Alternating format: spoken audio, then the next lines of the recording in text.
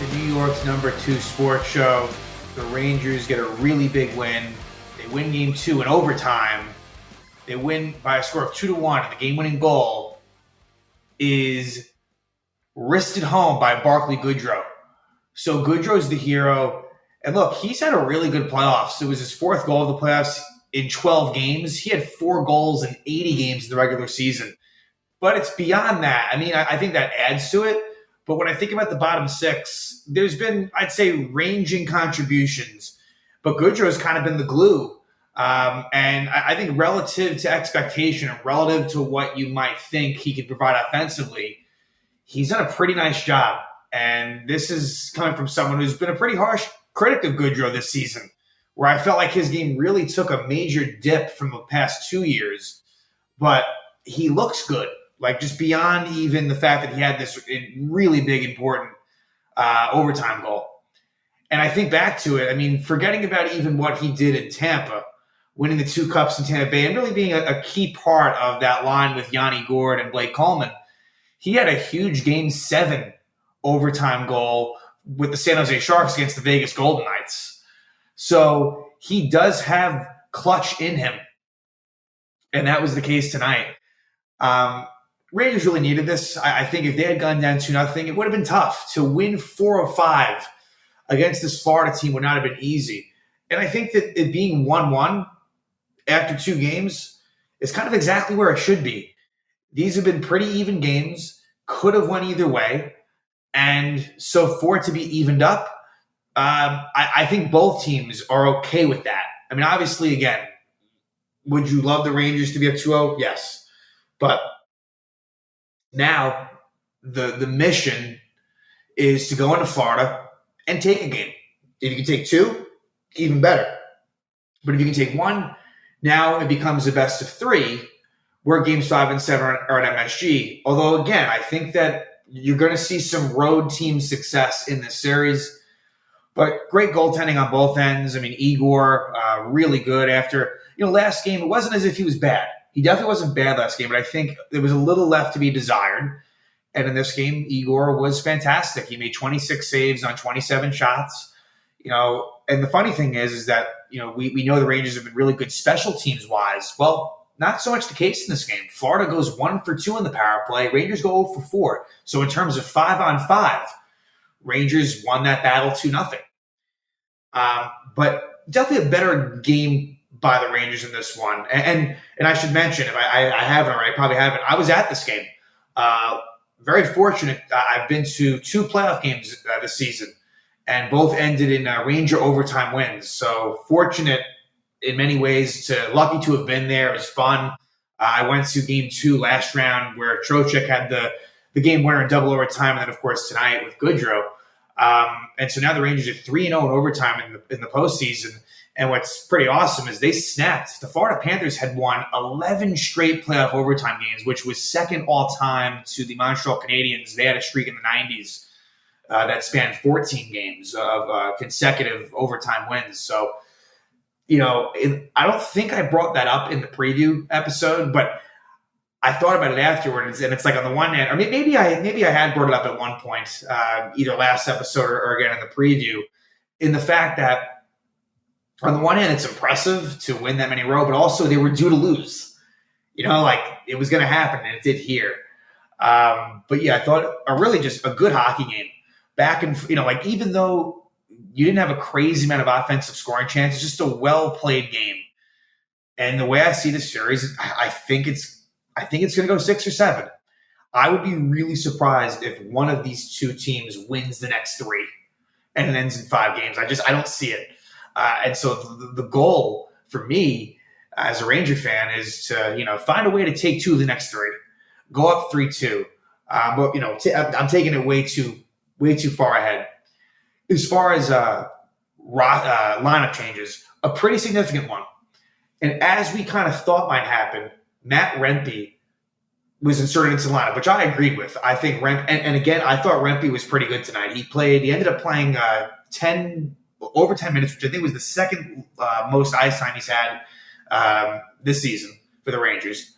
But Rempe was in, and Capo Caco was the healthy scratch. Now, he was among many players that were look, that was going to be a possibility to be sat, and it ended up being him. And I don't agree. He wouldn't have been the one for me. At the same time, I'm not totally shocked it was him. Ironically, Jimmy Vesey actually gets hurt in this game. He took a hit from Ryan Lomberg in the second period, and it appeared to have been like a left shoulder injury. And so that doesn't look overly promising for his prospects, at least in the near term. And so I would think that would mean Kakko would come back in the line. Now, Vesey, for me, he could have been someone that would have been a healthy scratch. I haven't loved his game so much. I know that he's kind of somewhat dependent upon in a defensive role, whether that be just, being like late in games to protect the lead, whether it be, some penalty kill time. But I think that Vesey, I just didn't think he was playing all that well. And so it's a little bit harsh to say this because overall I do like Jimmy Vesey, but him being out, and I hope he's okay because, you want to have as much depth as you can possibly have. But Vesey being out, could it be addition by subtraction? Possibly. And so I would think that if he is out, and maybe he won't be, but usually when he left the game, usually that's not a great sign for the next game. So I would think Kakko comes back in. But there's a lot of candidates in theory. I still think I'm not rushing to get him back in there, but I think Blake Wheeler, he might come in at some point. And again, I would prefer to stay away from him. I'd rather Kakko in. But look, there's even Johnny Brodzinski, who we've seen in there for a handful of games of the playoffs. So in some ways, if Easy's out, it makes the decision a little bit easier. I would keep Rempe in there. But there was also some line changes as well that I should mention. Philip Hedl moves to the Kreider-Zibanejad line. And I thought Hedl, he played over 20 minutes, which that had to have been tough for him. I mean, for someone who has not played a whole lot at all, for him to do that, that's, pretty important. And hopefully he came out of the game okay. But I thought Hedl showed a lot of speed. He came really close to having the game-winning goal in overtime. Unfortunately, it went off of Oliver Ekman-Larsson's backside. Unfortunately, but the Rangers would win soon thereafter. But I thought Hedl performed pretty well. I would say that his timing is a tick off. I don't think it's, I think if Philip Hedl, this is an obvious statement, I think if Hedl had been playing every game, I think that his level would be a little bit better than what it is now. That said, give him credit for doing what he's been doing, but I think he could use more games, knock the rust off more and more. But I like what he did. But what's interesting is by moving into the first line, and technically, this is a Zibanejad line. Let's call it that. Let's not call it the first line necessarily. It moved Roslovic to the Wenberg line. And so what the problem with that is, and Kakko's out of the lineup. So it just kind of makes that third line not quite as effective. And then by Vesey leaving the game to injury, it kind of put Cooley in a spot where he played a lot more with Goodrow and I guess Rempe to a lesser extent. And so I don't know if I love it from a balancing of – I think Hedl deserves it. I like Hedl more than Roslovic, but in terms of the way that the lines shake out, I don't know if it's for the best. That said, they're probably – if I had to guess, what'll probably happen, although it's tough to say because if they're to put Cooley with Goodrow and Rempe, and then you put Kakko with Wenberg and Roslovic, I don't know who plays left wing, and I don't know if that's a huge deal, but Kakko and Roslovic are both right wings. So I don't know if it's as simple as doing that. So it will be interesting to see, what's Jimmy Vesey's status heading to next game, and what do the lines look like. But all that said, glad Rempe came in, but it is a bit, but Kakko being healthy scratch, that's a big deal. I mean, he hadn't been a healthy scratch since Game 6 of the 2022 playoffs against the Tampa Bay Lightning, which I remember caused a big stir. And that was a different situation because you had Dryden Hunt came in for him and Ryan Strome was really injured. So it was kind of like, well, should Strome even be playing? But again, that was then, this is now. And Panthers Rangers is it's already been like a real intense, grinded out sort of series, and I expect it to stay that way the rest of the time. It's going to be these games are going to be mostly low scoring, and I think Florida is beatable, but you can just tell this is a level up. This is an absolute level up from the last round. So I thought getting into the game, the Rangers, I thought, got off to a really nice start. The first 10 minutes were really good for the Rangers. After that, though, like the second half of the first period and early in the second period, I thought the Panthers really found their game and they kind of took over. But the Rangers came out to that good start. And give credit again to Peter Laviolette, where this team just, when they got to get the win, and I'm going to qualify this game as you had to have it, and they get it done. Like, they've been able to respond when they need to. And the Rangers get on the board first. So they score at 4:12. It's former Florida Panther Vincent Trocheck scoring his 7th goal of the playoffs, assisted by Fox and Panarin. And this was a play where a couple of things. Good job by Peter Laviolette. This started out as an offensive zone draw, and they put Adam Fox out there instead of Schneider. So it ends up being Gustafsson and Fox. And the Panthers chip it out. But Gustafsson gets it back in. Panarin takes a hit to make a play on the left side. Then it goes to Trocheck, who, look, he kind of fires a pass in the direction of Lafreniere. It was, I don't want to call it ill-advised, but he kind of just, he wasn't even looking. But luckily what ends up happening is Lafreniere hits Carter Verhaeghe. Clean hit. And it takes Verhaeghe down.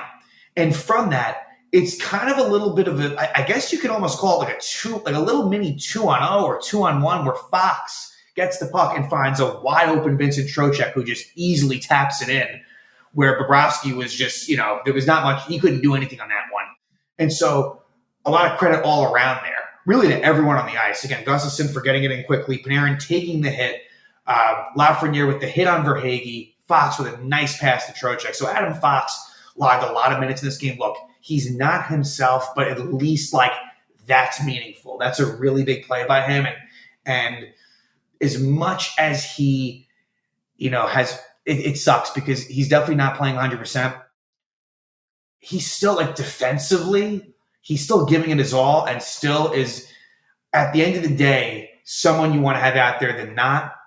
But I understand if there's frustrations, but really glad that he was able to make that play. But Lafreniere deserves a lot of credit, and Trocheck, who had a really good game, I thought, out of the star players. And I put Trocheck in that category. I thought he might have been the best among the forwards in that top 6.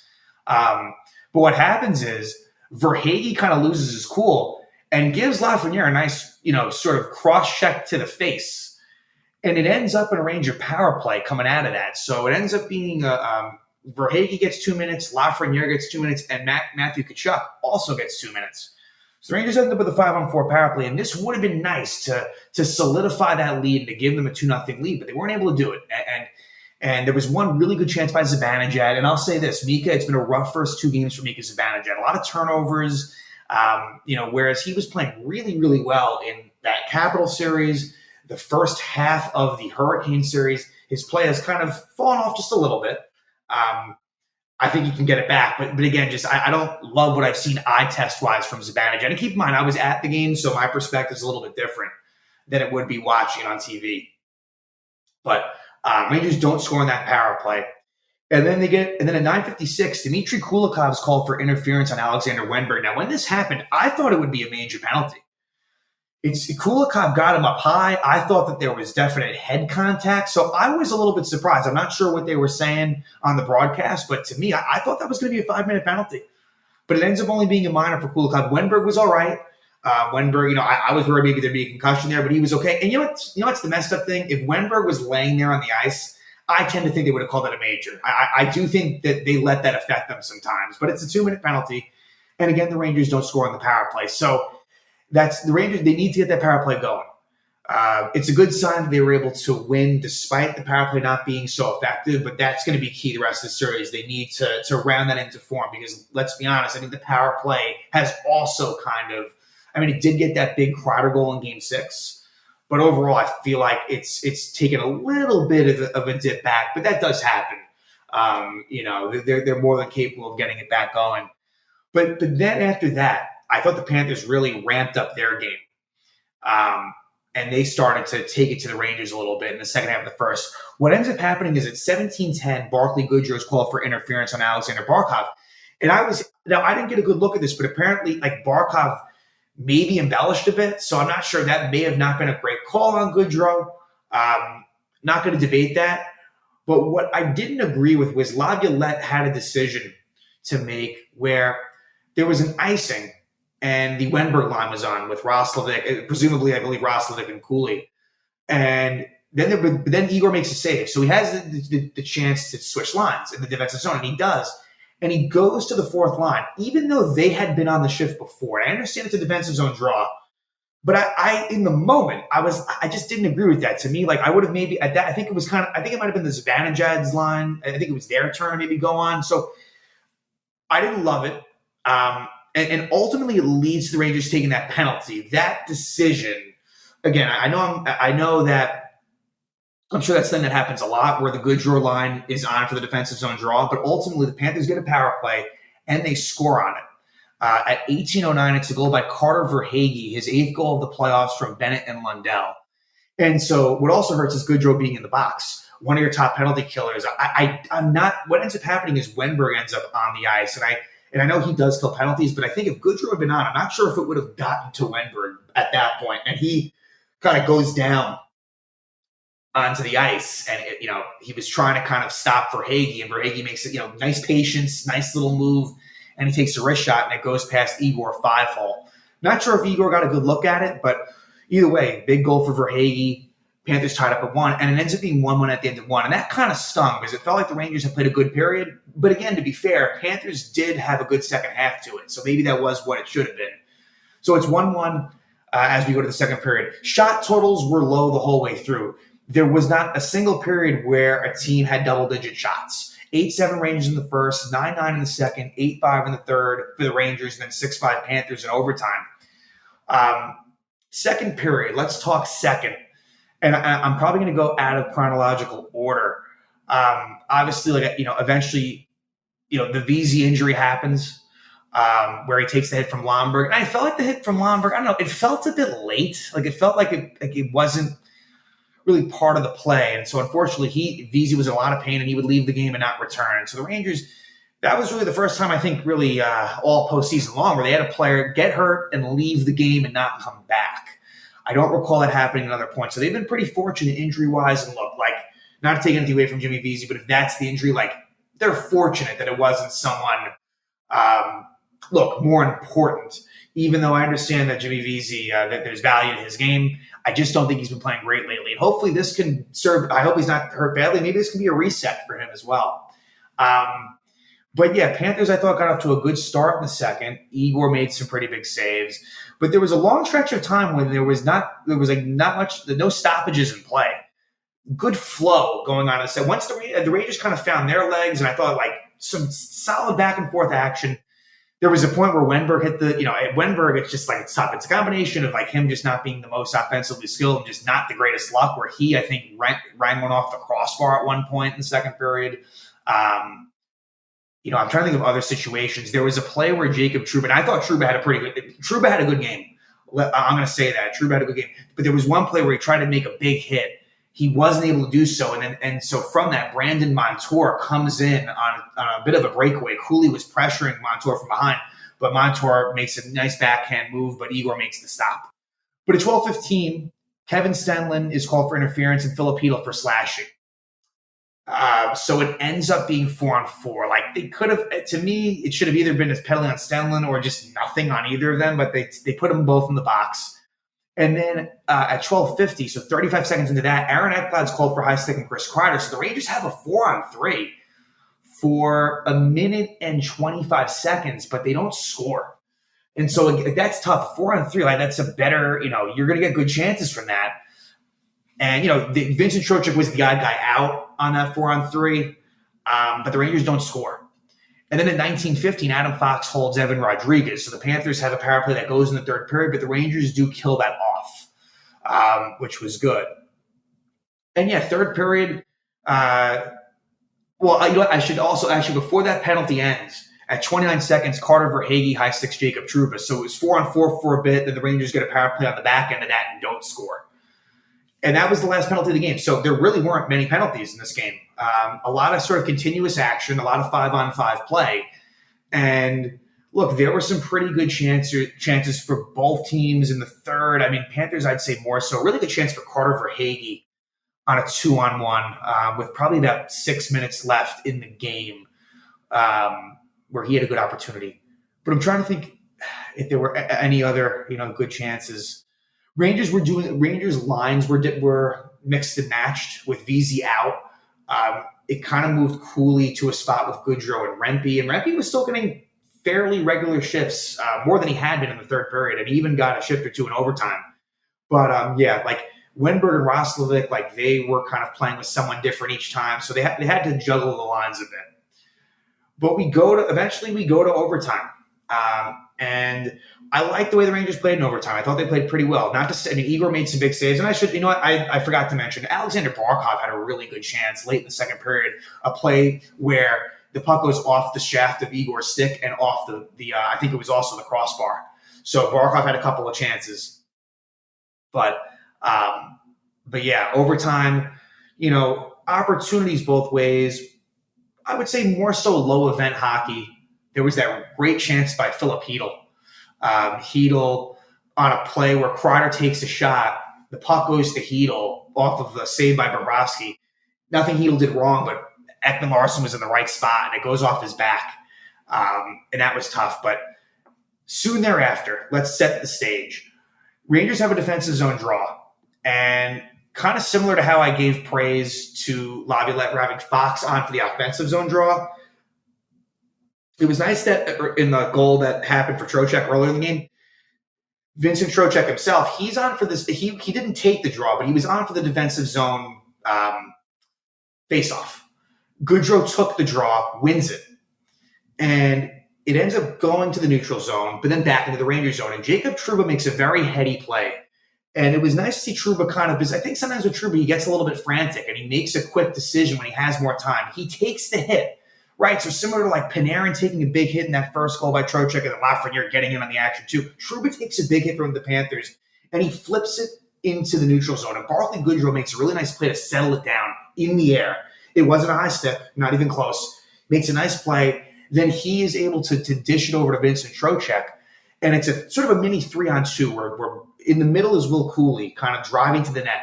And Trocheck puts a nice little saucer pass on the tape of Goodrow's stick, and he quickly snaps it past Sergei Bobrovsky. So I don't know. If you're Bobrovsky, is it one that you want to have back? Maybe it is. But still, give Goodrow credit. That was a nice shot and a quick release, and Barclay Goodrow is your hero at Madison Square Garden. And a much, much needed Ranger win. Great to see Goodrow be the hero. We don't really talk about him much. And this was a very, very vital win for the New York Rangers. So they even the series, heading back to Sunrise. And let's see what the games, have in store in Florida. Again, for me, of course, you want to win both in Florida. But realistically, if they can just find a way to win one of the two, game 3 or 4, and get this 2-2 back to the Garden, you take your chances at that point. But I think if you're a Ranger fan, you're feeling pretty good. I think if you're a Panther fan, I think you're feeling okay. It's been a good series. I think it's very apropos that it's a 1-1 series tie right now. I think it's been that close. And I think it's going to stay that way the rest of the way. Great goaltending on both sides. Both teams, have star power that really hasn't come to the forefront, really on either side. It just hasn't played out that way. But, I think role players are going to have a key role, as we saw Barclay Goodrow in this game. But really, really big Ranger win. They are now 3-0 in overtime in the playoffs. They snapped the Florida Panthers' 11-game overtime win streak dating back to 2021. And they win it 2-1 in overtime on the goal by Barclay Goodrow. And now they will head down to Florida with the series all tied up at 1 for Game 3.